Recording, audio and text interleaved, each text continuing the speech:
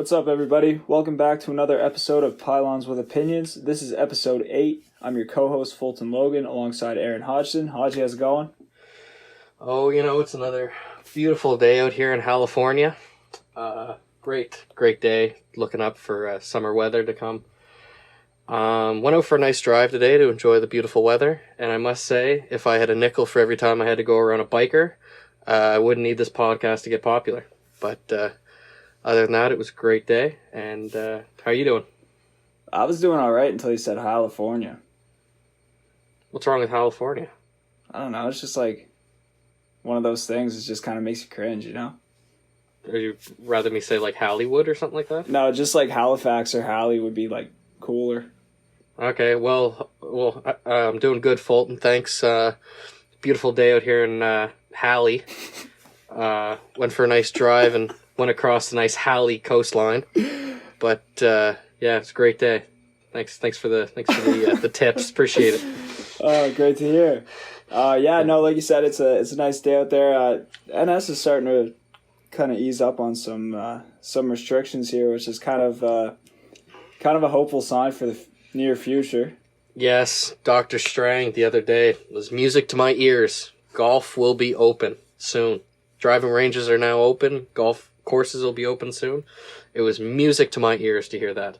Bought a brand new set of irons, and I can't wait to get out and try them. Tried to go today, actually. Went by the driving range on Washmill 3 different times today to see if I could find a spot, but it was jam-packed. Yeah, I bet. So hopefully can get out soon. And plus, it's going to be a nice way to see some buddies, because, we can show up, separately and just, hit some balls and shoot the shit. But, no, I'm excited with some of the restrictions that were lifted. Yeah, no, that's, like you just mentioned, like, it's kind of nice being friends with golfers right now, because driving ranges are kind of one of the only things open, so it's kind of a way to get together, and even though you can't, like, once you hit your round and you get back in your car and you leave, but it's still a way to kind of hang out, so it's a little quarantine hack there, be friends with golfers, head up to the driving range and just spend your day there. Exactly, and if you're not the biggest golfer in the world, never a better time to learn. Very true. So to recap last week, we talked about Gronk heading to the Buccaneers. We recapped a little bit of the NFL draft, and our last topic was our favorite sports cities. Oh yeah, I made a boo-boo. And I just before we get into this week's show, I just wanted to I received a text from Ryan, and he said to me, one criticism, Podgy goes, and I quote, "I would love to be a fan in Philadelphia." And then right after that, he says, "I'm glad I'm not a Boston fan. Those guys are psychos." Hodgie, Philadelphia. I gotta clear my name on this one. When I thought about it, I think I was just talking too quick for my brain to actually, realize what I was saying. And I happen to do that a lot if you listen to this show. I tend to not make a lot of sense when I start rambling. But that was a stupid thing for me to say, because I don't think there's any more psycho of a fan base than Philadelphia. I think it's a different type of psycho than Boston. Like Boston and Philly, I think would probably be your top 2 psychotic fan bases.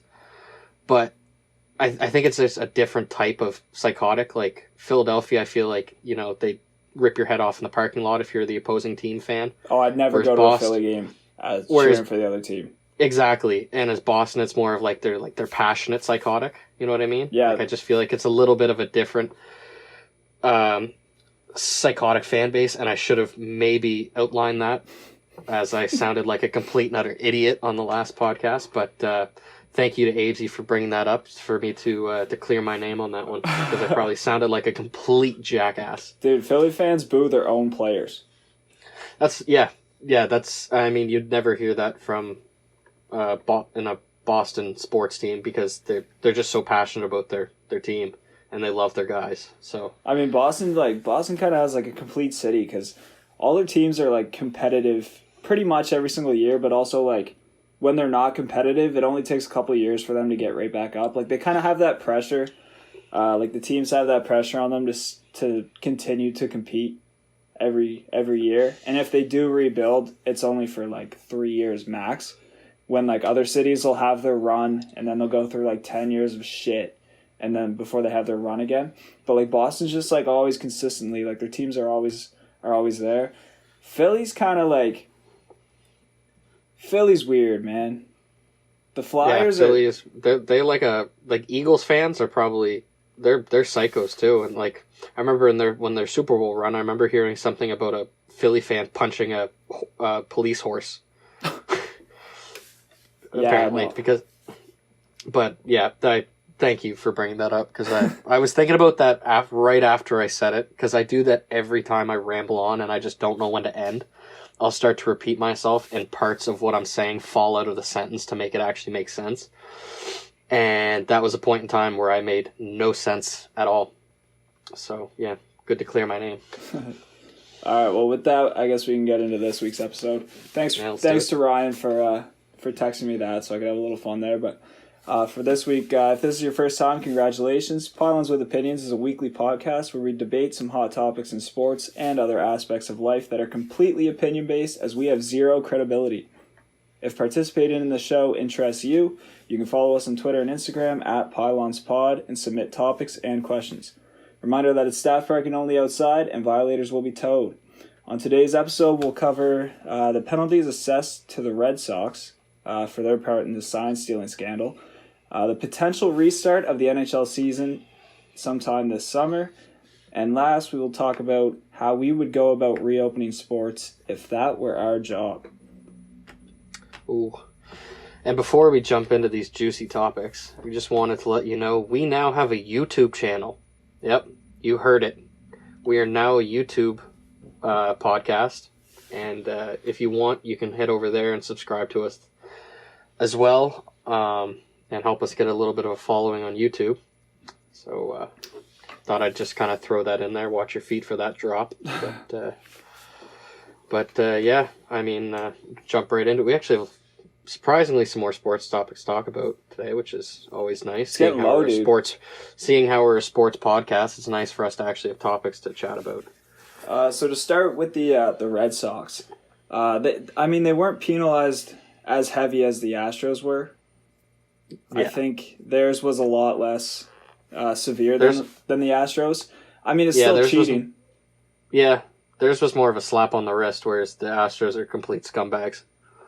Yeah, yeah. So can you actually run me through the penalties assessed? Because I read an article, but I just kind of skimmed through it because I just saw that they were penalized for it, but I didn't really look into all the penalties that they got. So I got them off of SportsCenter's Instagram. They had a post up for it, and the penalties were that they lose their 2020 second round pick.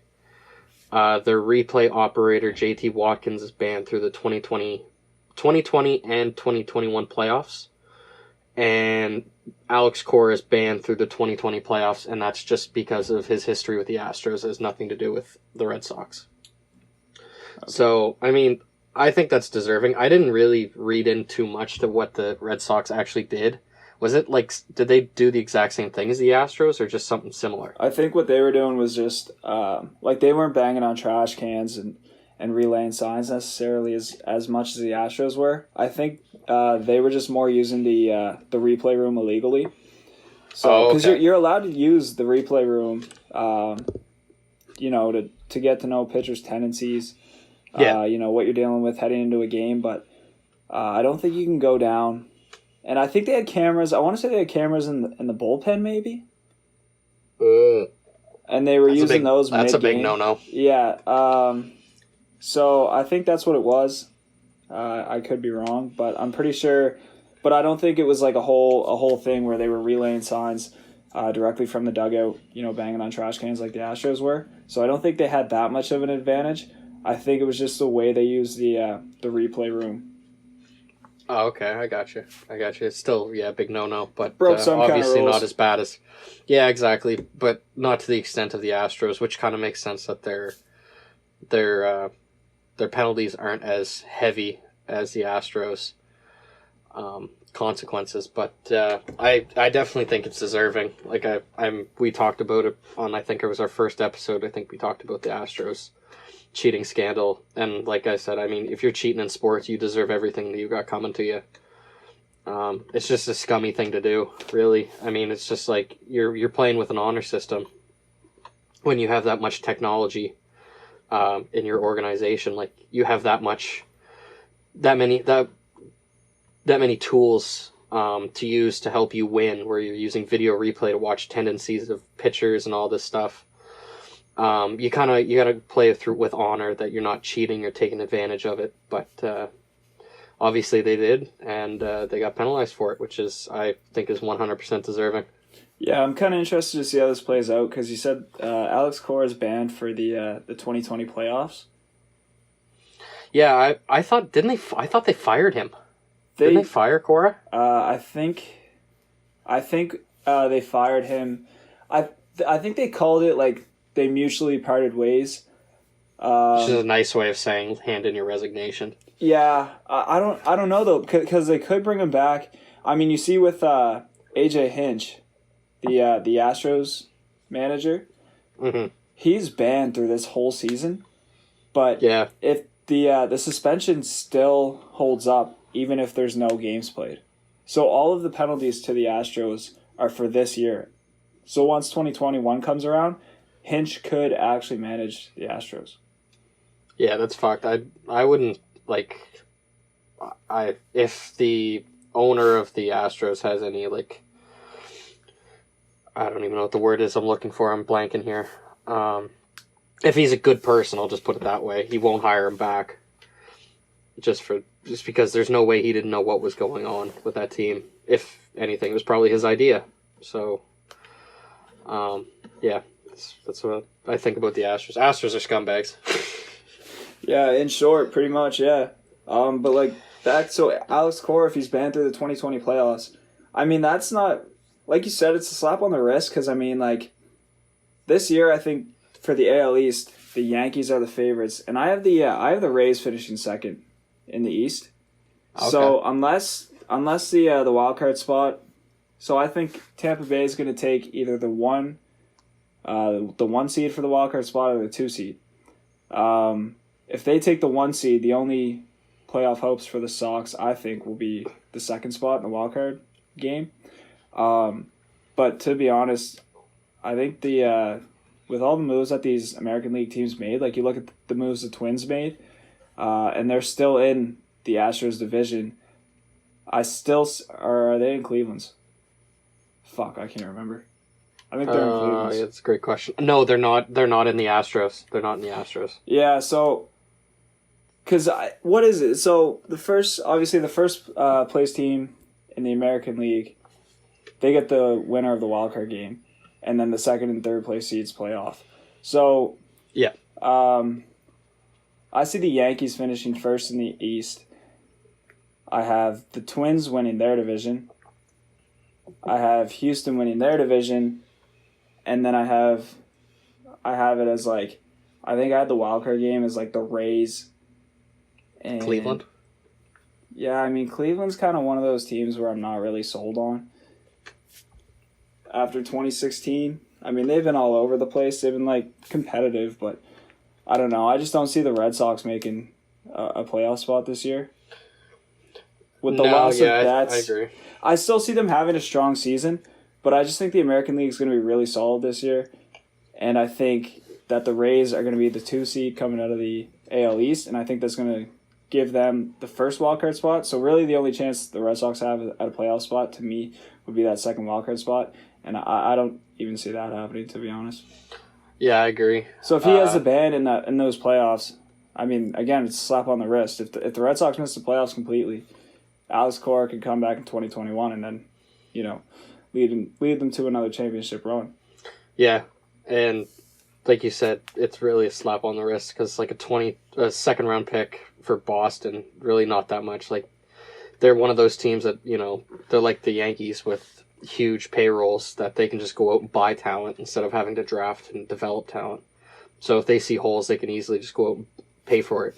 So that's really nothing. And then a replay operator, I'm pretty sure you can find a new one very quickly. And the coach, if you have the talent there, I'm pretty sure with the coach you can have a half-blind orangutan coaching, and they'll still go out and, perform. So, yeah, it's really a slap on the wrist, the way I see it. I think even looking at the Astros punishments, I think they got a slap on the wrist. Yeah, they got away easy. I really do. I think I think I said that they should just take that title away from them. Yeah, there's a whole lot of problems if you do that. You look at if you take the title away from them because they cheated, there's no one's ever going to be able to answer the question of if they would have won even if they didn't cheat. So it's kind of one of those things where you can't just assume that's why they won, because they were still a strong ball club. They had a lot of talent in the team. I don't think they needed to cheat. I still think that they would have at least made the World Series without cheating. But it's just kind of I don't know, maybe put an asterisk by it. I don't know about taking away the title, because then you're just basically throwing the season basically down the toilet if you take away the World Series from them. And then again, a lot of people were like, "Oh, just give it to the Dodgers because they lost to them in the World Series." But who the fuck would want to win a World Series that way? Yeah, I agree with those points. It definitely would be tough just to take it away. I would love to see them take it away, but I definitely do understand that it'd be tough just to have no winner that year. And like you just said, the Dodgers don't want to just be handed the championship just because somebody else couldn't have it. It's like when you ask someone to hang out and they're like, "Oh, no, I'm hanging out with this person, but if they're not available, I'll sure as hell come hang out with you." It's like, "Oh, yeah, thanks on your second option. Appreciate it." I definitely love that. But, I agree with, your points there. But let me reword it. If there was a way for them just to take away the title from them that year, I would love for them to do it. Yeah, fair enough. From this point on, I'm excited to see, if there's any pitchers throwing at them. They're gonna get booed wherever they go. Oh my god, I can't wait to watch. I can't wait to see if they play the Dodgers in LA this season. I know. That'll be more watched than the World Series final. I guarantee it. It'll have more of a hype around it because guaranteed. Not everyone follows baseball and what's going on there, but I think everyone just kind of has a general idea about the Houston Astros, so it'll get it'll have that following around it. I could really honestly, I could give less of a shit about the regular season with baseball because it plays so many games, and you can watch it every second day they're playing, so it's not like I'm marking on the calendar to watch a game. Right. But if the Astros play the Dodgers in LA, I'll be definitely putting that in the calendar to watch that. Because that's just going to be exciting. Yeah, I can't wait to put a bet on how many times they get beaned. I don't think they do play LA this season, because that was the first thing I checked. A couple things I checked for the seasons were if the Pats were going to play the Bucks and if Houston was going to play the Dodgers. Those were the two things I checked schedule wise as soon as the schedules were released for the next couple seasons. But I didn't see Houston versus LA, which is too bad. But different leagues, so that you don't have a great chance at playing too many NL teams as an AL team as it is. But that would have been one that I think the league honestly would have stayed away from, just because it could get pretty fucked. Yeah, that would be. I'd say if over under at least 3 bench clearings the game. You're talking about another potential situation of Rougned Odor and Jose Bautista. Yeah, well, when he socked Bautista, I wouldn't be completely upset if Evan Turner took a swing at Alex Bregman. Yeah. Well, yeah. See, I think that that would be something that the league would try to avoid, just because obviously, as a fan, you want to see that shit. Yeah, I would love it. I'd love it. But you just can't really have that as a league. No, I agree. They don't like to promote that, encourage that. So it's kind of tough from that front. But like from a fan standpoint, like I wish I was a schedule maker. I would have been like, yeah, by the way, Houston, you're playing the Dodgers like every second week. Yeah, I'd be like, here, you're playing them opening weekend. Yeah, 81 games out of your 162 season are a World Series rematch. Have fun. In LA, have fun. Yeah, exactly. Yeah, they're all at Dodger Stadium. Forgot to mention that part. And the other 88 games you're playing at the Angels Park so that all the Dodger fans can travel. Yeah.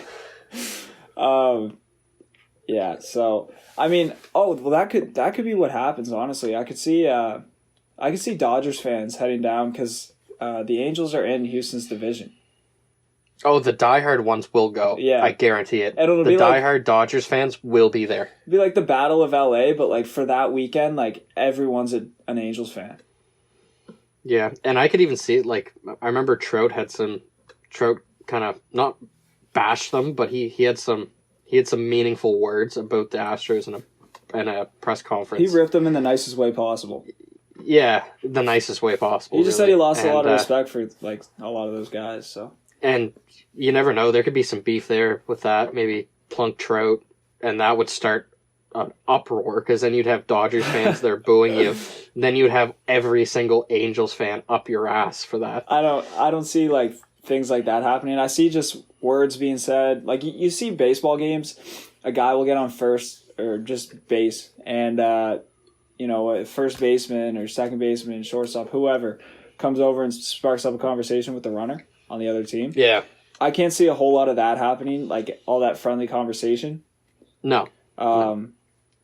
I think it's going to be a kind of a quiet, maybe even humbler Astros team. Like they're probably going to be told to shut their mouth. Well, that's the thing, right? I don't see them like coming out and being super cocky about it. Yeah, I doubt you'll ever see, like, sometimes you see the camera after a guy hits a single, the guy like runs over to first and he's having a quick conversation with the first baseman. He might have like a chuckle or something like that, or just exchanging nice words between each other. I don't think you'll see one Astro player, chucking a smile around or having a giggle or something like that. Like, I doubt you'll see that this year from them. No, that's the thing too. Like, I see them. I see it being kind of like everything they do. There's going to be a cloud over it, because there's always that thought in the back of your mind, like they could have found another way to cheat. Like exactly. No one knew what was going on in the first place. Yeah, and that's exactly what I was about to say. The league's probably going to have an absolute microscope on them this year, just watching their every move. Well, like, to see what they're doing. And anytime like they hit like a walk-off home run, or like anytime someone makes a sick play on their team, or they just have success, basically no one's going to be happy for them. Just Astros fans. If that. It's Astros versus the world now at this point, really. And I don't even know if they still have any fans to, cheer them on. I don't know, man. Like, a lot of, I just flick through social medias, like Twitters and Instagram posts and shit, and like just posts about that kind of stuff. Like anything about the Astros. It doesn't have to be about their cheating scandal, but like you go into the comments, and even if it's just like, a video of like what Correa's doing in the off season. Like you scroll down, like that's just an example. You scroll down and people are like, "Oh, I don't care, he's still a cheater." Like that's like all the comments. But then there's the Astros fans that are just like backing their team. So like, yeah. I don't know. I kind of feel like they're still gonna have that support from their own fans. Yeah, you got to live and die by your team, really. You'll have a couple that'll be like, fuck, I hate that they did it. Yeah, exactly. Like, yeah. I hate that my team did this, but I still think they're going to be backed. Yeah, they're going to lose some fans that are just like, I can't even respect that. And then you're going to have your diehard fans that are just like, all right, we'll get past this.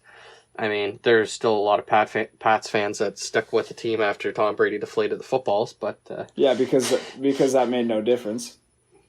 Yeah, in it was like a 38-7 game.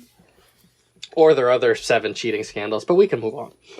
We should move on, to be honest with you, because 6 rings, bro. Topic with 6 the dead rings. Horse. Shut the fuck. There it is. There it is. Yeah, let's move on before I really get angry.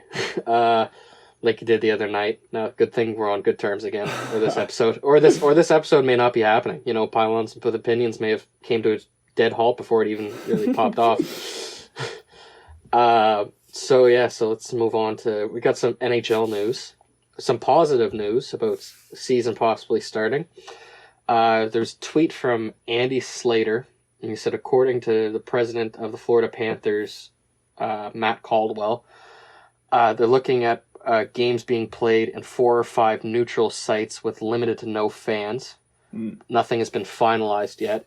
Right. And then I also saw on Instagram, it kind of goes along with what that said, was that this hockey account I follow, it's called Hockey Discussion. They have some pretty good stuff. Usually a lot of the news they post is pretty true, and I think they get it from reliable sources, but it was saying that they're looking at moving to a neutral site for the playoffs. Right. So they're looking at possibly one host city per division, with triple headers daily to finish the season on time. And that doesn't mean that Pittsburgh's got to play 3 games in Washington every day. I think that means like you'll have like Pittsburgh versus Washington, and then Carolina versus Philly, and then New York versus New York. Oh, I gotcha. Like you'd have like 3 back-to-back games just to get the games over and done with. Right. But I mean, I think I think that's an interesting idea to finish the season and to do playoffs, but there is some negatives about it. Like I was talking about it with my dad, and he brought up some good points about it. Like, you know, a lot of these players have families, right? And you know, they'd be moving away from their families for about 2 to 3 months to finish this, and that would be rough. Yeah. But looking at like the interesting side of it, I think it'd be kind of cool because it would almost kind of be like your minor hockey tournament format. Like, it'd be kind of cool to see it like that. Like, all the teams in one city, you know, playing each other. Like, I think it'd be kind of interesting to see. I don't know if I'm, you know, sold on it. Like, I think that's the way they should go about it if they're going to start the season. Yeah. But, I mean, I like that they're kind of they're thinking outside of the box in ways to finish the season and get the playoffs over with. Right. To me, personally, thinking about the NHL is one of those sports where I find the crowd, when I'm watching on TV, the crowd isn't like a huge factor for me. No. Like I find like NBA games, like the crowd reactions are awesome. Like if a guy gets posterized, everyone's on their feet, everyone's fired up. And you kind of have a view of the fans in different sports. Mm-hmm. But the NHL, like, pretty much when you're watching on TV, you can just see the ice. And it's like, it's one of those sports, like, it's super fast paced. So, you know, you're really just focused on the game. Mm-hmm. But, like, I find, like, crowd reactions in the NHL aren't as like part of the game as it is in like the NBA. Like thinking about like MLB playoffs, like as soon as a guy hits a home run, like a home crowd gets fired up for that too. I mean, obviously when a goal's scored in the NHL, like they're fired up too. But I find I'm not as hyped with the crowd as I would be for something like the NBA playoffs or March Madness or the Super Bowl or something like that. So I think like NHL, in terms of having limited to no fans, I think they're the only league right now where that isn't as much of a factor for me personally. Like thinking about watching it on TV and being like, oh, this is boring. I don't think it'll have much change at all. So I support it. But I just don't know. I feel like it's kind of like you kind of got to make the decision quick. I don't think you should be going into July and August saying, all right, let's have the playoffs now, and then try to start your season again in October. Yeah, I think I agree a little bit.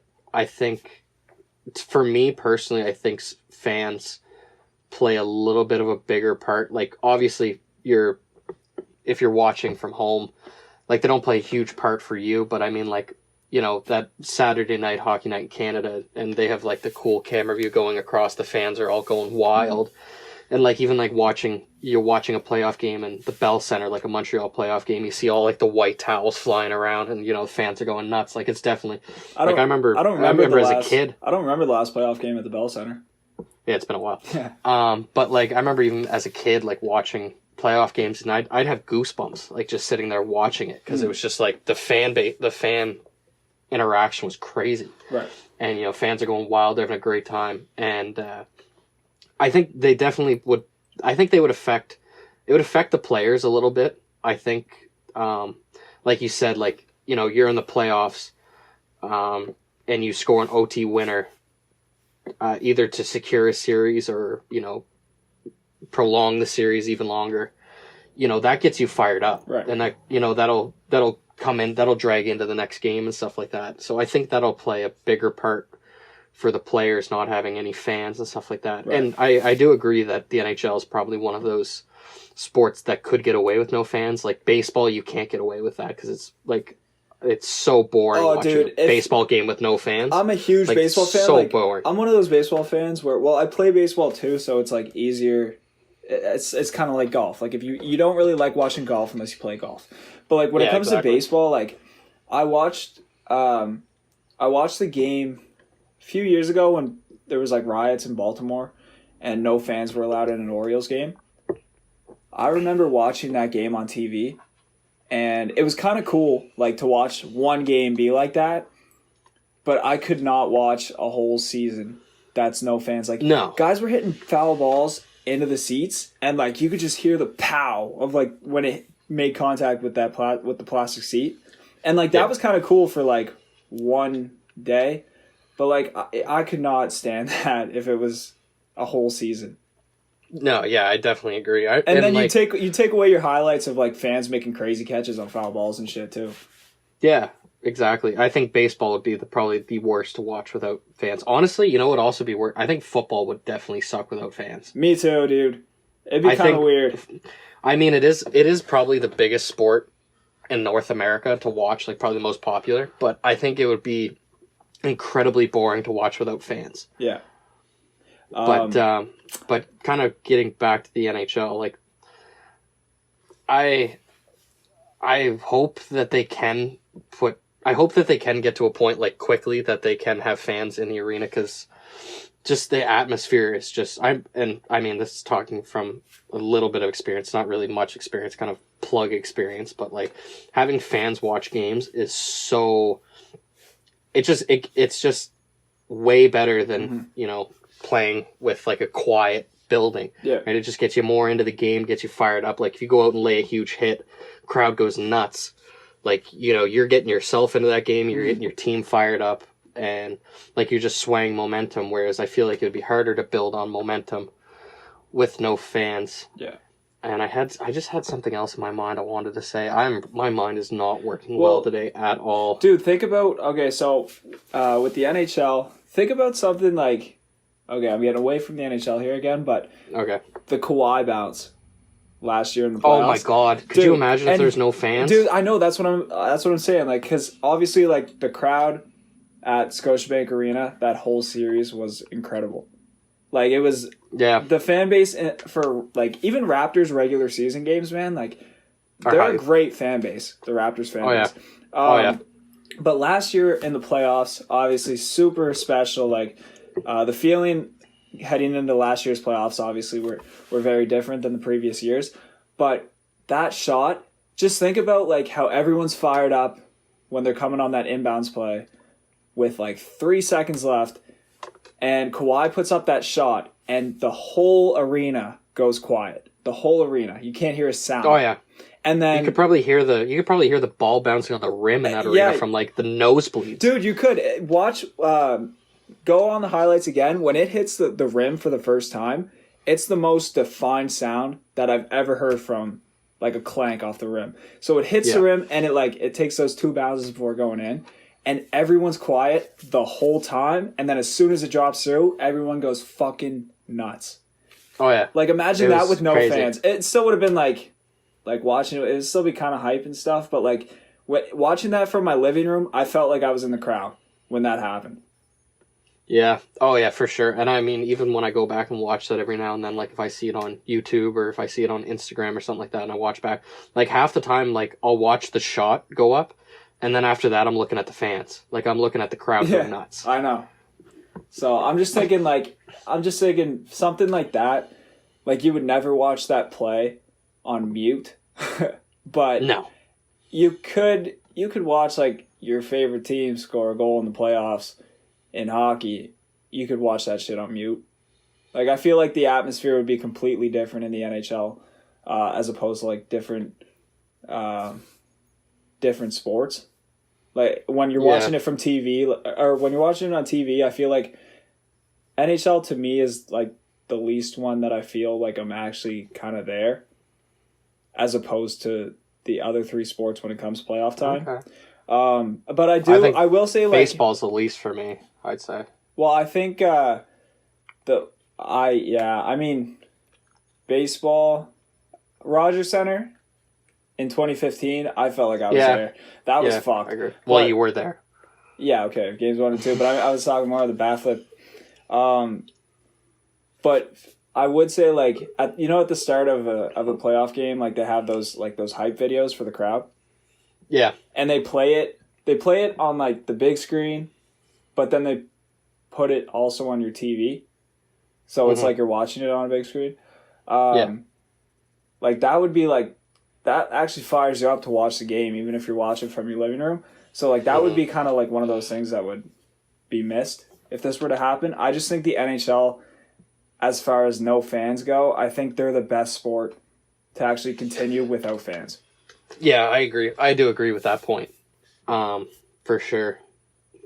Yeah, I think it would the gameplay would be so much better if they could have fans, which obviously if they can't, they can't. Like, it's something that, they're not going to be, it's not a decision they can really make. Like, it's going to be up to, people that are advising this COVID-19 thing. If they say, it's okay for you to allow fans in, then great, they can allow fans. But, like, if they say no, you can continue play, but you can't have fans. It's like, well, what can they do really? Like, it's out of our hands. Right.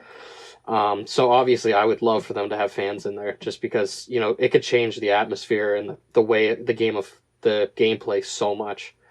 Like, just an example, this is a stupid example, but I'll give it to you. But, in high school, we went to, this tournament in Newfoundland, and, like, Newfoundland high school hockey's played, like, differently than around here. Like, here, high school is probably like you got your midget AA with, like, minor hockey leagues, and then you have high school and then major midget. Right. So it's kind of like your AAA. And then up there, so, like, so junior high hockey, you can play, like, your minor hockey, and then you can also play junior high. Mm-hmm. It's like that in high school in Newfoundland. So you can have major midget players playing high school. Oh, okay. So, and there's only probably, like, 3 or 4 good teams in Newfoundland, and the rest are kind of shitty. So, like, we were like, in the round robin, we played a couple shitty teams, and, there wasn't many people there, and it was just, like, we were shit pumping teams, like, 8-0. Yeah. So then we get to the finals, and we're playing this team. And, I mean, they had a guy who actually played for the Mooseheads on it. I think his name was Joel Bishop. Is that his name? Yeah. He played for the Mooseheads, and they also had a Sea Dogs draft pick for their goaltender. Okay. And I don't know how the hell they did this, but I'm pretty sure they just kind of went to school and kind of promoted, like, let's get as many people out to this game as we can. Right. And they packed a barn full of students. And it was just, like, it went from, like, kind of a dull atmosphere in, like, some of the round robin games where we were shit pumping people to we got out on the ice and we were like, holy fuck. And, like, the place was loud. It was bumping. I mean, we ended up losing 4-0. But yeah, it was just, like, it's just crazy to see how, like, bringing fans into it can change an atmosphere. Well, I think, yeah, like, you're approaching it from, like, a player standpoint. I'm just thinking of, like, the fan side of it. Like, if you want to watch the NHL playoffs, like, that's what I'm saying. Like, watching it from your home, I feel like the fan part of it is something that, like, you could take out and you'd probably enjoy it just as much. Yeah. I mean, so, yeah, I agree. So, yeah, two things I do have on this. One, I mean, if they got to play in the summer, as a fan, I'm not really going to mind that. Can you imagine going to a patio with a couple of the fellas to watch a playoff game? Right. Like, I heard they talked about it on Chicklets, and it was actually, like, a great point they brought up. Like, except for the MLB being in the summer, like, because not a lot of people, like, follow the MLB regular season from start to finish. Like, it's kind of like they'll watch it periodically here and there. But, like, if the NHL had their playoffs through the summer, they could own, like, the summer sport. Right. Like the ratings could skyrocket. And I thought that was a great point that they brought up. And like, could you, like, you know, guys or girls, sitting on patios watching, you know, hockey playoffs or something like that. Like that, I mean, that could be an idea that they think about for future seasons, and it might not be a terrible one. Yeah, I mean, I think with that, it was just the challenge comes like if you have it in the summer, let's say it's in July and it maybe like stretches into August even. Do you start your next season later? Yeah, then you'd have like say you'd have September, October as their break, then come back in November. Right. And you just start later. Like you let football get their season kicked off and stuff like that, because it's kind of hard to start your season with football and basketball, because those are the two most popular sports in North America, right? So it's going to be kind of tough to compete with them for like opening nights and kicking off the season. Whereas say if you started a little bit later, you know, everybody's already into football and basketball, so now you bring on hockey, so maybe they'll pay attention more to the season opening. And then, so then football and basketball eventually end off, like seasons end, stuff like that. And what do people got to watch? Like they still got to wait maybe a little bit for the MLB to kick up. So then all they can do is turn to the NHL, where the NHL's got their season. They're getting down to crunch time towards playoffs. And then you have your playoffs through the summer. But there's, I mean, the only thing that would be negative about that is I imagine these NHL guys probably want their summers. Yeah, I don't know. I don't know how much they would be on board for playing through the summer, because I think a lot of those guys enjoy going back home for the summer and relaxing and enjoying the weather. Whereas if they had to go enjoy September and October kind of cool fall weather in like Minnesota, it might not be fun. Right. So, I mean, there'd be a lot of there'd have to be a lot of convincing to do that, but it might not be the worst idea in the world. No, I mean, I could see it happening just to get the season, you know, finished, just because, I mean, if not, it's kind of a waste of a season. There'd be like a lot of questions left unanswered. But I guess this could kind of lead us into our third topic here of how we would go about reopening sports. Yeah. So, like with this, it would definitely be tough for, you know, different sports for different reasons. But what I think my question would be like, do you pick up from where you left off and you finish off the regular season and then lead into playoffs? Or do you just take the teams that are in playoff spots now and make your bracket out of that? What I would do is I wouldn't lead right into playoffs, because that would be really tough on the guys' bodies. Like, because you know the hell that, like for hockey, the hell that they go through in playoffs, and even basketball, like a lot of guys go through a lot of injuries in the playoffs. Everyone's playing through something in the playoffs. Yeah, exactly. And it'd be kind of hard to come from, you know, just doing training in a gym to straight into playoff hockey. Like that'd be very hard on their bodies. Right. So I think I would do is I would shorten the rest of the regular season that they have, kind of give guys, because it'll give guys like it's almost like a brief period to, you know, get back into game shape. Whether any injuries that they may have, or, you know, just to get their bodies back into that condition to play hockey. Yeah. And then I would jump into playoffs. Obviously it would suck for teams like Florida, who right now is kind of on the cusp of playoffs, where they might unfortunately not get in. But I think that would be the best, just so you can kind of avoid unnecessary injuries of guys not being ready for playoff hockey, and just kind of get them in that shape that they need to be in, and then jump into playoffs, and then have playoffs through, like, I don't know, back end of June into like the end of July, beginning of August. Mm-hmm. And this, I'm just speaking on the NHL really right now, but what I would do for next season, where I would kind of bite the bullet if I was the NHL, is I would have a shortened regular season. I'd say they would probably end in August this year, give them September, October off, start back November, December, and then, you know, cut the season off a little bit. Instead of having an 82 game season, maybe they play 40 and they have a shortened season, and then they have the playoffs. Like, they kind of go back to on schedule for the playoffs next year. Yeah. And then that following season, then they can come back on track. They can have the full 82 season. Guys can have their summer. They can have then start back in September, October, whenever the hell the NHL season starts. And then, and then thinking about that, then we're 2 years down the road. COVID-19 is probably over and done with, and everything's just back on track. And really, the NBA can do the exact same thing.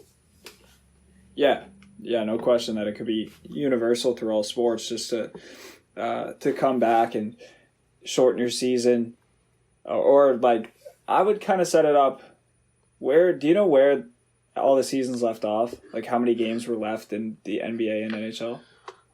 I want to say, I might be way off on this, but I think they had I think NHL teams individually had maybe 16 to 20 games left. Okay.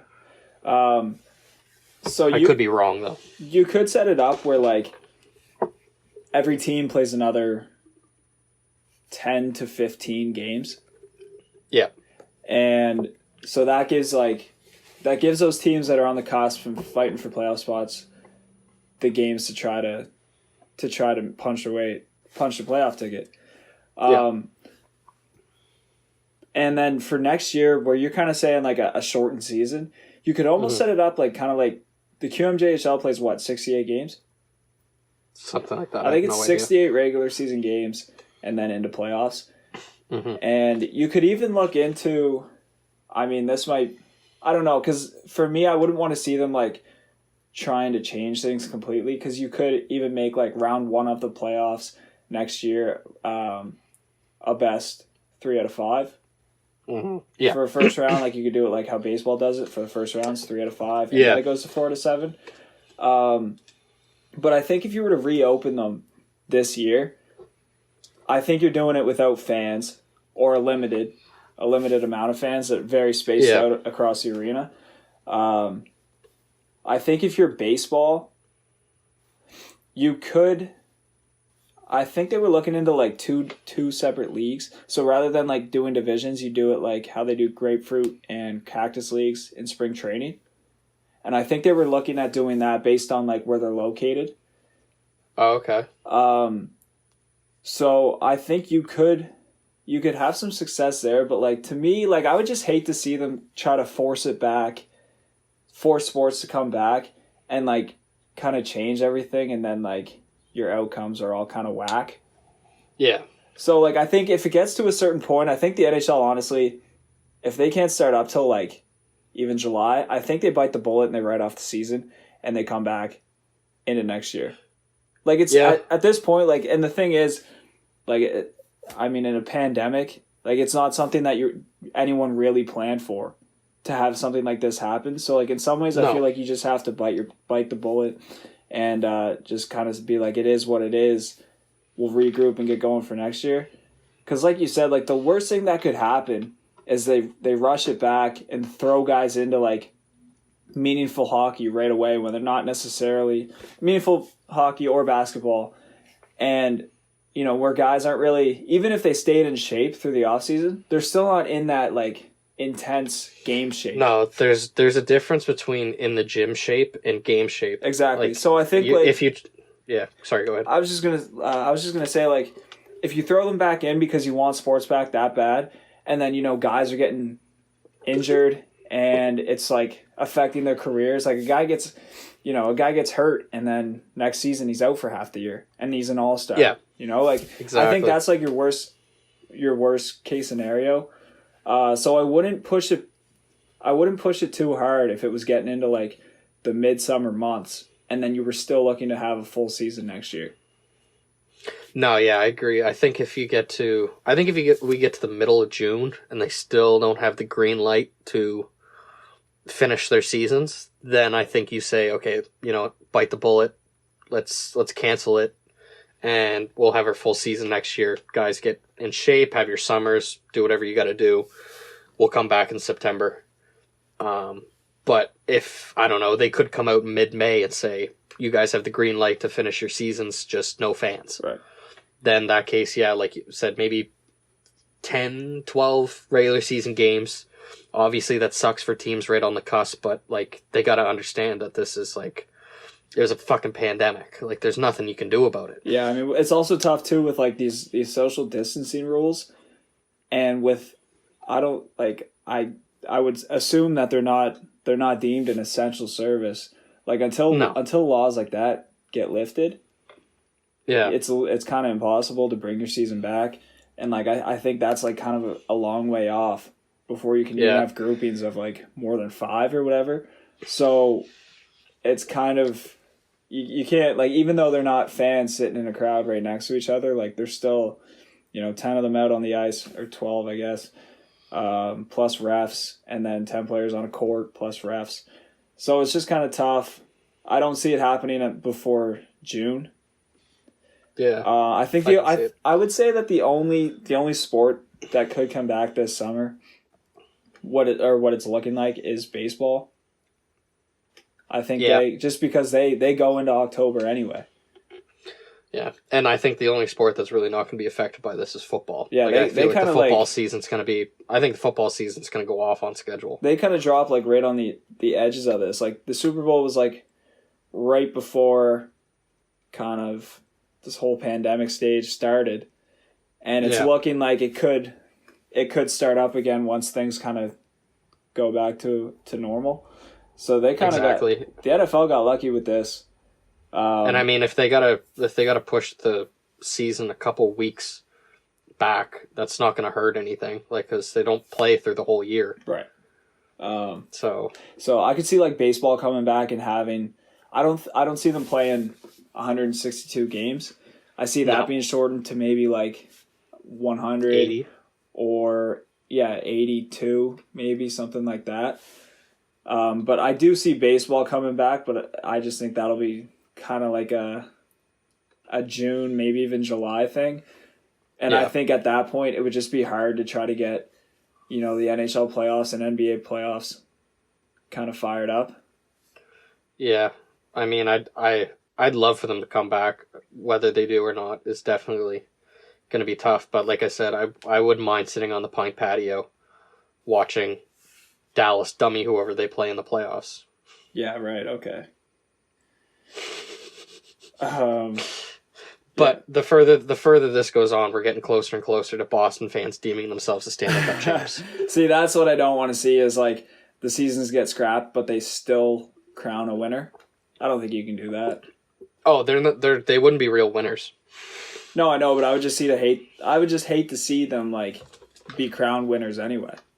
Oh, it wouldn't be like real, and everyone wouldn't exactly take it seriously. Everybody but a Boston fan would think it's not real, but Boston would be like, "No, that's a cup. That's a cup, baby. Give me the ring." Fair enough. So I'm good with that. Like, I think I would open up baseball if it was my job. I think I would open up baseball, and if things are still kind of like fucked up with the world like that right now, I would do the two different leagues based on location. Yeah. And then I like that. But honestly, I don't even know how I would go about starting up the NHL and the NBA. If we got the clearance for like social distancing and shit wasn't taken into account for the players to play, then I would do like the no fans, neutral locations. And even though it would be kind of shitty, that's how I would go about doing that. Yeah, I agree with that. And I do know fans. Maybe kind of have a couple regular season games to get people in shape. Do the playoffs through the summer, and then give them 3 months break, and then have a cutback season. Right. And then the following year, you can go right back on schedule. That'd be my play. Yeah. But So over these next 4 weeks, Haji and I are going to pick a league, and we're going to name our top 5 jerseys, or top 5 uniforms from the league. Our favorites. So this isn't the top 5. We're not solidifying the list as the top 5. This is just our top 5 favorite uniforms from each of the 4 major sports that we cover. Yeah. So this week's sport is baseball. So starting with the MLB, Haji, your top 5 uniforms. You go first. I'm still debating a couple in my mind right now. Okay. All right. So I'll start from the bottom and go 5-1. So at number 5, I have the Atlanta Braves red jerseys. Okay. I don't really have like a whole lot of things backing it. I just see it and I'm like, yeah. It's just whether you like it or not. Yeah, really. I'll see them wearing it. I'm like, yeah, that's dope. So that's what I got at number 5. Number 4, all of Milwaukee's new uniforms. Yeah, they're pretty sick. The ones coming out this season are crazy. I mean, their home unis they have pinstripes, and they also have like the cream alternates. But then also their blue uniforms. It kind of has that feel of like Michigan baseball, and that's like my college team. I'm a big Michigan guy, so Tom Brady, I like it. Yeah, so that's kind of So that's what I like about those. Number 3, I have Seattle's teal. Mm-hmm. I feel like I don't have to explain that one at all. That's got to be in the top 5. Yep, absolutely. Number 2, although I'm not a huge fan of the team, I have the Yankees pinstripes. Yeah. I just like they're just so recognizable. Uniform. Yeah, they're a classy uniform. And you can do a lot with them too. You got stirrups, high socks. And honestly, I mean, they're just they're probably the biggest organization as far as reputation goes. And they like to keep everything kind of classy, like, shaved face, no long hair. And also they actually have that rule? Yeah. Oh, fuck. Yeah. I thought it was just the Maple Leafs that had those rules. No, think about Garrett Cole coming over from Houston with a full beard and like flow down to his shoulders, and then as soon as he signs with the Yankees, he shaves it all off. It was the weirdest fucking thing to look at. Oh my god, it was so weird. I was like, "Who the shit is that?" And it was Garrett Cole. Who the shit is that? And then at number 1, I got the Phillies powder blue uniforms. I just love these uniforms. The one with the like the maroon stripes on it, and the maroon P. Mm-hmm. Though that's my favorite uniform set in the majors. Okay, all right, I like it. So number 5, like you, I have the Yankees at number 5. Just have the pinstripe ones. Okay. Just like you said, they're so recognizable. It's like a trademark uniform. Like if you see the pinstripes, you know what jersey that is. Like it's just world renowned. So I have them at number 5. Number 4, I have the Toronto Blue Jays Canada Day jerseys. The red ones? The red ones. I love the red ones. I love the jerseys, but man, they fucking sucked in those. They stopped wearing them. Remember like 2017? They would wear them every Sunday home game. I don't remember that, but I'll take your word for it. That's what they started doing that, and then like they were losing like every Sunday home game, and they just stopped wearing them altogether. Oh, okay. And they haven't put them back on since. Even the Canada Day jerseys last year. They were all white uniforms, but the writing for Blue Jays was in red. I'm pretty sure that's what they wore. Oh, okay. Yeah, I'm trying to get a Vladdy Team Canada Day jersey because I think that would just be sick. The jerseys themselves are sick. They just suck in them. Yeah. So yeah, that's who I have at number 4. Number 3, it's kind of you might think it's kind of a plain, but I just like the color concept. It's the Seattle Mariners navy blue jersey with the white pants. I just think like it's a simple look, but I just think it looks pretty sick. I like their hats. Their hats are wicked. Then at number 2, I got the Phillies navy blue. I like that color. It's kind of outside of the box color for baseball jerseys nowadays. Wait, the navy blue? Or not navy blue, the blue with the maroon, like the ones you just said. Yeah, the powder blue. Okay, yeah. The powder blue with the maroon. I like it. It's just a little outside of the box. Not a lot of teams are going with that kind of color concept nowadays. There's a lot of teams that came out with powder blues. Minnesota came out with a powder blue for this season, and they're so nice. Oh, well, what the fuck do I know then? And then number 1, I think you know my number 1. It is the Seattle Mariners aqua teal green jerseys. Yeah, I think you love the shit out of I that one. love those jerseys. I think that is the sickest color of a jersey in the MLB. I like, if I could get any jersey right now, I'd get that and a Ken Griffey Jr. I think those are the best jerseys ever in the MLB. But yeah, that's my number one. Love them. There's some that I actually kind of that I like, but I just think they're doing a little too much with them. Like the Arizona Diamondbacks, they have kind of two that are they're all right, but they're just kind of awkward. So they have like an all gray uniform.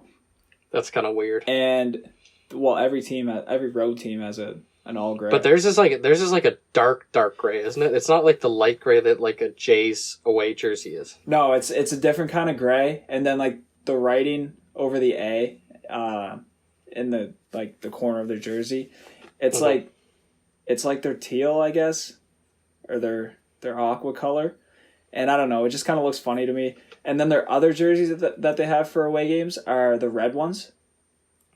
Oh, okay. And it has like, it's kind of like, it's red, but then like as you get like closer to the waist, it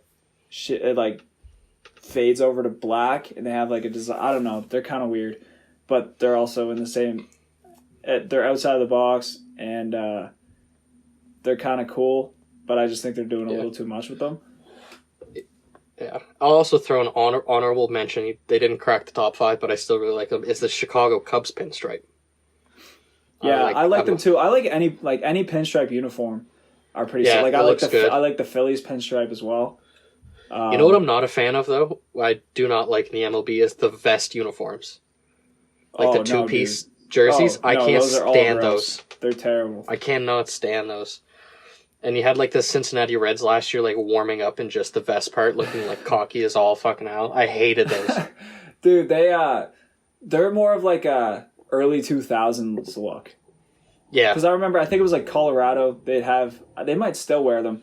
I think they do. I don't like their uniforms. I think they wear them every now and then. They're like they're the 2-piece, and they're the gray with maybe even pinstripes, and they just wear like that black short sleeve underneath them. I don't like that. I don't like it. No, I don't like it either. I like the Rockies hats, but I can't stand their jerseys.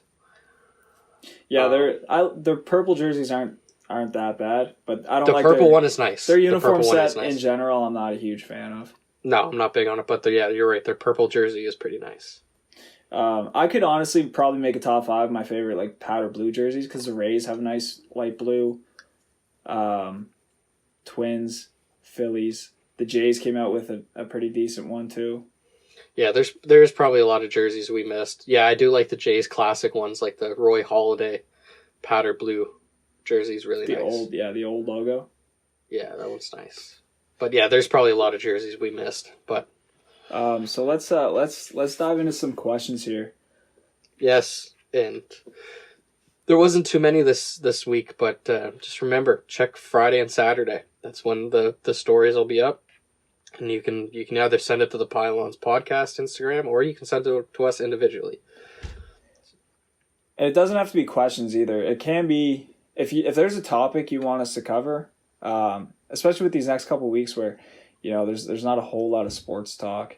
If there's any topics you want us to cover, it can be that as well. It doesn't just have to be a question for us to answer at the end of the show. It can actually be a topic submission for us to kind of shoot the shit on. So. Even feedback. I mean, I'm a punching bag. I'll take whatever you got to say to me. Yeah. Send whatever you want. If it says Haji's a fucking idiot, I'll take it. I love it. So this first question is from Brendan F. And he wants to know, have you guys been watching The Last Dance on ESPN? Hands down, one of the best docuseries I've ever seen. I personally haven't started it yet. I've been so into Suits. I'm trying to get through Suits because I've started watching Suits in like grade 11 and I still haven't finished it. So I'm trying to get that out of the way first. But it's on my list on Netflix and I'm ready to watch it, but it's just like every time I go into Netflix, I just flick on Suits, man. So that's completely understandable. I haven't started it yet, but I know you have. Yeah, I've watched. I think they've only come out with 4 episodes. I think I've watched all 4. It's incredible. I'm not big on documentaries or docuseries and stuff like that. Like, that's really not my cup of tea to watch on Netflix or TV in general. But this, I mean, I heard it was going to be incredible before it even came out. Like, a lot of people were hyping it up. So I was like, okay, I guess I'll try it just to see what it's like. And I love it. Like, it's just, some of the stuff they talk about is absolutely incredible. Just getting the in-depth look at, like, that last season. And it doesn't even just stick with just Michael Jordan, which I didn't think about coming into it watching it, but it's really interesting. Like, the first episode was, strictly about Michael Jordan and, his backstory and stuff like that. And then the next episodes, they've gone on to go in depth about, Scottie Pippen, Dennis Rodman, and, Phil Jackson.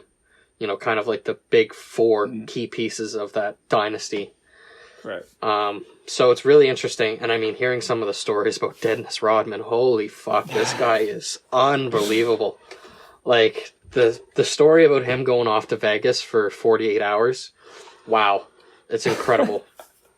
And, yeah, I didn't know half the stuff I did watching that. And it's just so informative. And, hearing the backstories from the people that were actually involved is really, really interesting. And I can't wait I think new episodes come out tomorrow for it. And I can't wait to watch them. Yeah, no, I'm excited to watch it too. I haven't started it yet, but it's definitely next stop for me. They're coming out with stories that, like, Dennis Rodman was banging Carmen Electra in the Bulls practice facility, like on the floor. And I'm like, this guy is unreal. Like, could you imagine you're a trainer and you're just like, oh shit, I left a couple of basketballs out on the floor. I gotta go pick those up. And you walk out and Dennis Rodman's just teeing off on his girlfriend in the middle of the floor. Yeah. I'm gonna leave the basketballs. I don't need them till tomorrow. Yeah, I don't need them. You can take care of those balls. So then, another question from Brennan Shabib says, you're drafting second overall. Do you take Byfield or Stutzel? So before we answer that, he's talking about the NHL. Thanks. And he's talking about it because I think Ottawa's got the second pick right now. Or nobody's got the second pick, but I'm pretty sure Ottawa's favorited to get the second pick. I would take Byfield just because I have no idea who Stutzel is. Well, that's a good reason right there, then. And I barely even know who Byfield is because he sat on the bench at the World Juniors. He didn't play a whole lot, but I just know his name and I don't know Stutzel's name. So, you know what? I'll take Byfield. Okay. If I'm being honest with you, like, I don't really follow a whole lot of draft talk unless I'm like really interested in it.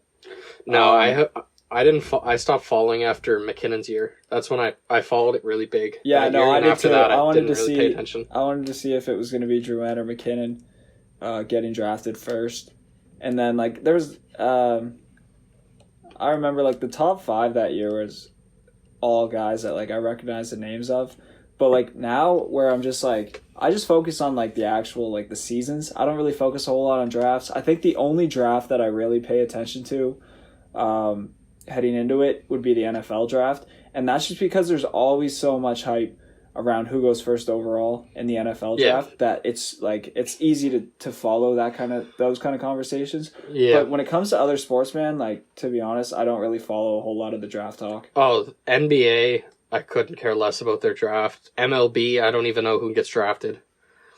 And NHL, I'll kind of not follow them for the season, but like I'll kind of get an understanding of like who's going first, second, and third and stuff like that usually. Right. Like I've done that the past couple of years, is just know who like the first couple picks are and who they're going to and who they will be.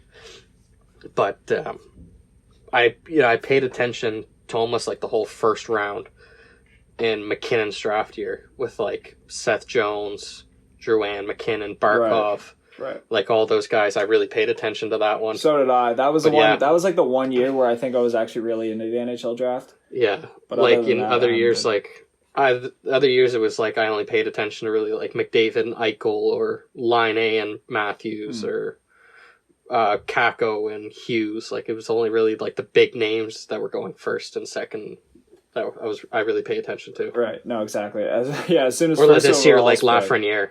Yeah. No, as soon as like first overall's picked, I'm just like, all right, until next year draft. Yeah, it's usually like the first 2 picks, and then wherever Dallas is picking, I'll see what they picked up. Yeah, I'll follow my teams and like see what they picked up, and then see what fans are saying about them and analyzers and that. Just to see what the logic was around picking them and like how they'll fit into the team and the organization. But yeah, no, I'm not really like in depth looking up players that haven't gotten drafted yet, looking up their stats and like watching highlights and shit from them. I don't really do a whole lot of that. Yeah, for sure. So this last question here is a mouthful. It comes from Harvey_Specter. Wow. Harvey Specter. That's huge. Watch your feet for that name drop. Yeah, fictional character wrote into the show. So he says, earlier this week, a tweet from the Arizona Cardinals went viral. The tweet was captioned War Room 2.0 and showed a photo of Coach Cliff Kingsbury watching the NFL draft in his house that looked straight out of the movie Parasite, except more extravagant. Some people saw it as a harmless flex, while others a bit more annoyed with the flaunting of such extreme wealth. Ex-Cardinals player Tyrann Mathieu responding, "No wonder they couldn't afford me anymore, LMAO." Other responses claim there's too much money in men's pro sports. What do you guys think? Is there too much money in sports? Is it going where it should? Whew.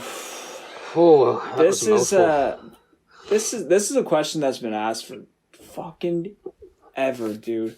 So when it comes to like money in sports, I know a lot of it isn't even salary is the thing. Like I remember,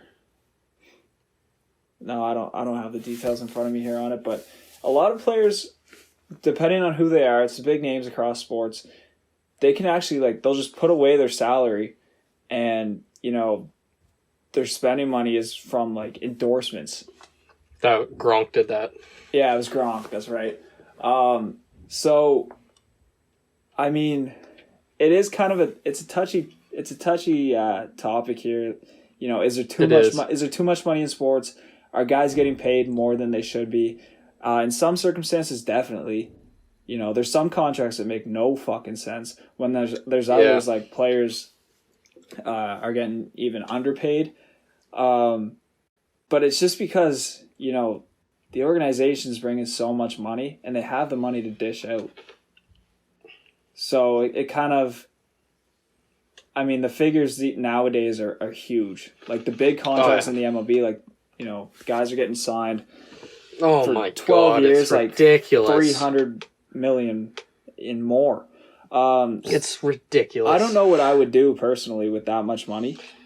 No, like what the hell do you got to do with that much money? But that's the thing, like, what are you going to do with all that money? You're probably going to buy a huge house, nice car. Yeah, like I don't blame you for flaunting it. Like if I got paid that much money, I'd have a fucking Lambo and that nice of a house too. Yeah. Like I'm looking at the picture right now, and I wouldn't pass up that house if I had that much money. Like it looks like a sick spot. Yeah, no kidding. But do I think there's too much money in sports? Like maybe. The only time I say there is too much money is because these franchises are signing these players to huge contracts. And don't get me wrong, I like seeing the players. I like seeing the players get rewarded and get paid. And not a lot of players are getting gypped out of money they don't deserve now. If anything, some players are getting more than they deserve. But where I see it being there's too much money in sports is the fan interaction part. Like talking from a fan perspective. Like if I go to a Moosehead game around here, it's like what, $20 for a ticket, maybe 30. Yeah. Like I'd be more than happy with paying that every Saturday or whatever, like every second Saturday. Like I'd be more than happy with that. But if you go to an NHL game, it's like you're sitting up in up in the bleeders for you're sitting up in the exactly. And like if you want to sit lower bowl, you're paying like that's like a paycheck for me. Yeah. Just to sit lower bowl. A paycheck and more a lot of the time too. Exactly. Whereas we Depending sat right on the ice level, right on the glass for $30 at the Metro Center. Yeah.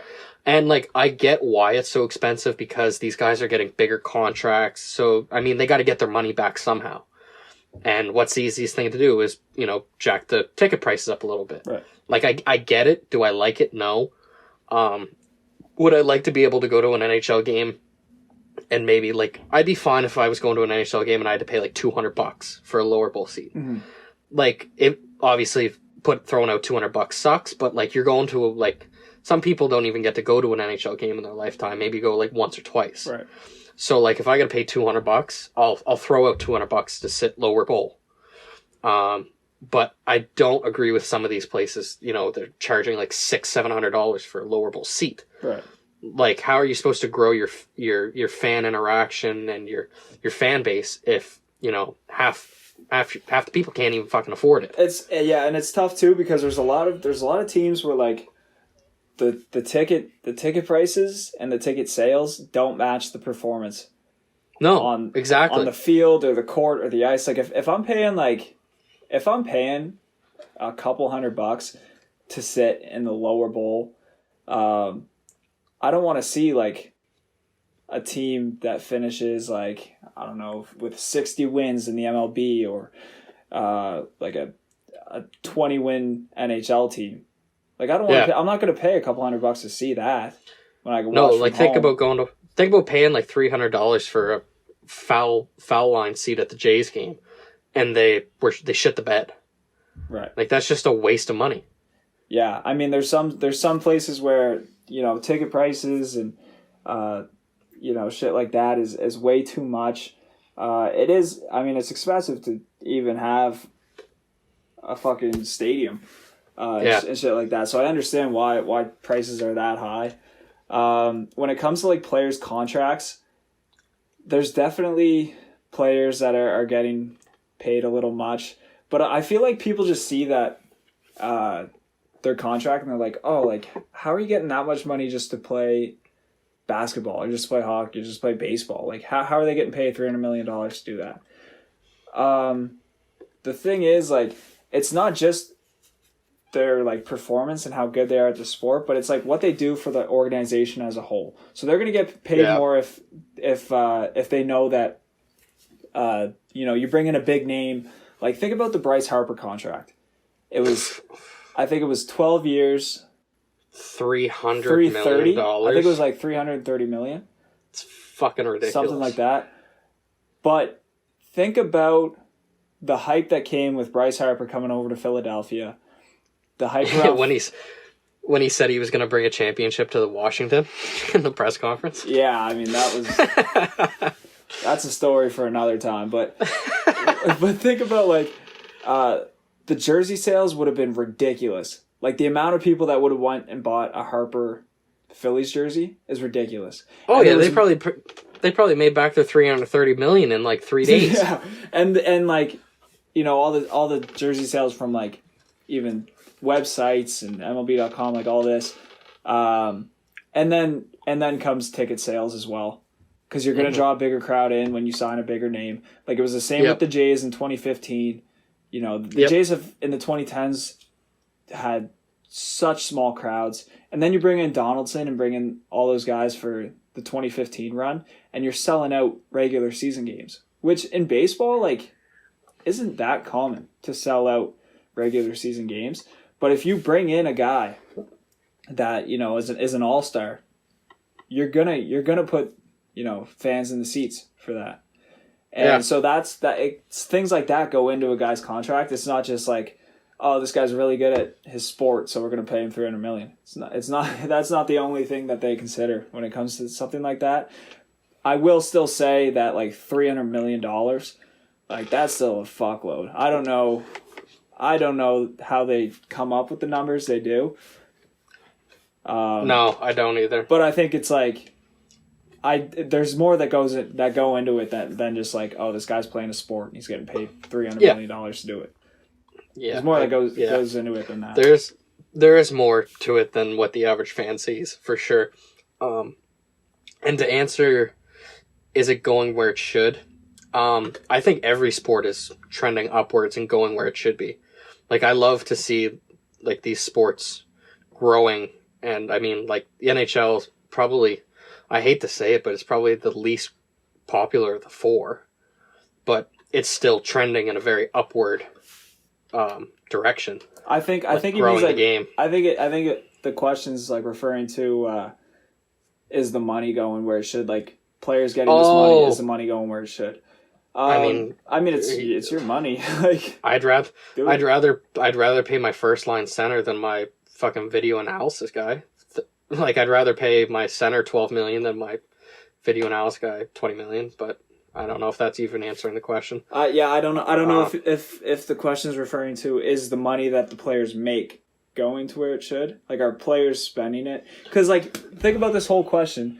The whole tweet where they tweeted out, like, War Room 2.0, and it's the coach, Kingsbury, sitting in this, like, beautiful home with this crazy view and all that. So I think it's referring to is the money that's being earned going to where it should be going. Oh, okay, gotcha. Yeah, like I said earlier in this episode, my head is somewhere else. I mean, what the fuck else are you gonna spend it on? Well, the thing is, like, I mean, I'm not gonna, like, criticize people for spending money, whatever they want to spend. No, it on. Like, they earn that money. Exactly, you earned it. Buy what you want. I'm not gonna tell you to spend your money. Yeah, so I mean, I don't really. Is it going where it should? Like, I mean, who am I to fucking say where it should go? Exactly. I'm a pigeon. I make pigeon money. So I'm not gonna tell a guy who makes like $12 million a year where to put his money. And I mean, they're not just like sitting around like all the time and then just show up to their games. Like, they're working hard. Oh yeah, it's a different type of work. Like, you're working out and you're staying in shape, but it's still hard work. You're still earning that money. Yeah. You're not just giving that money. He doesn't sit on his couch like laid back like he is in this picture every day like that. Like, he's up and working every day and stuff like that. So yeah, so I mean, he works hard for his money. So, you work hard for your money, you earn the right to do what you want with it. No, I agree with that. And if that's a bitch and pad like he's got right there, then that's what he wanted. He's more than willing. He's more than deserving of it. You're coming up with a lot of weird sayings today. I know. I'm on fire with my my slang for the day. California and bitch and pad. Yeah. So that's my word of the. Those are my words of the day. So we're gonna wrap this up before Haji comes out with some more of those. Before I ramble on and say something stupid again. And yeah, that's the show. That's another episode of Pylons with Opinions. If you like the show, an easy way to help us is to leave us an Apple review. Like we got from this person. The username is Kennedy, and then a bunch of gibberish at the end. I'm not even going to try to pronounce that. Topic of this review says, saved my marriage. By the way, they give a 5-star review, so if you want to give a 5-star review, that always helps. It says, my marriage and my sex life has been deteriorating over the last 10 years. Whoa. And I introduced my husband to this podcast as something we could do together. And let me tell you, he wants to jump my bones every second of the day. Good for you. Yeah, this content not only brought us back together after a decade of being at each other's throats, and I think he's even developed a little crush on Haji. Ooh, okay. Don't mind little man crushes. Appreciate it. It says, ... Guys got jokes. Well. He's got jokes and terrible sayings. Terrible slang. But like I said, I'm a punching bag. I'll take the criticism. I want to thank the Pylons with Opinions boys for bringing light to my otherwise crap hole of a life. You're Kennedy, welcome. You're welcome. We appreciate your feedback, and like I said, if you want to help us out, every subscription and review, 5-star review, you don't even have to write anything. If you want to just click the 5 stars, go ahead. If you want to leave anything less than a 5-star, keep it to yourself. But thank you to everyone for listening and tuning in. Remember to check us out on Instagram and Twitter at PylonsPod. Once again, that's where you can reach us to submit any questions, topics, feedback, anything you want to tell us. That's where you can reach us. Reminder that it is staff parking only outside and all violators will be towed. Have a great week, everybody.